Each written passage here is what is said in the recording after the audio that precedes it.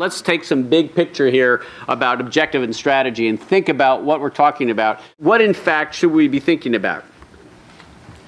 If we have represented a trustee in the ordinary course of a trust administration, we all have we should be pretty confident that that is an expensive administration, and that we are representing the trustee, and that we also should be sensitive to the fact, if it's a typical administration, that our correspondence with the trustee will not be privileged if a successor trustee comes along under the authority of Moeller, and that it's really uneventful. We can get paid.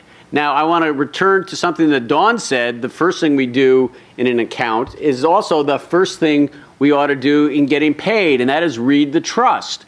Because I venture to guess that most instruments that most of us in this room draft have the usual generic language. And I know that none of us ever draft boilerplate.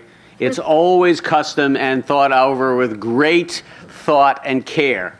But we do use some clauses over and over and over again. And I think that it behooves us all to look at those clauses, whether it's an instrument we've drafted or an instrument someone else has drafted, to see whether the clauses are simply restating the probate code authority, which is rather generic and therefore ambiguous, or whether there is particular language rationalizing and authorizing the expense of the trustee's expenditure on attorney's fees for particular acts, i.e. defense of the trust in a no contest claim, or in the pursuit of a creditor's claim or the like. But when the administration matter changes into a litigation matter, we need to have some heightened sensitivity that our fees will no longer be paid or can be paid as a matter of course.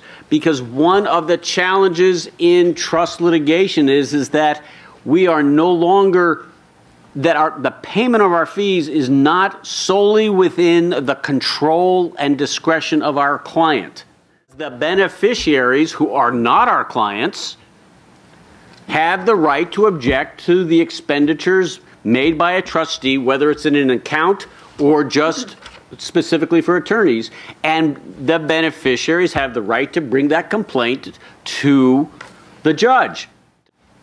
That means that we, as attorneys in a litigation context representing a trustee, we will bear heightened scrutiny, and we need to think more carefully and more thoughtfully through the entire process to anticipate what could well be complaints about our fees, and to do some defensive work in advance defense, to see that we get paid that to which we are entitled.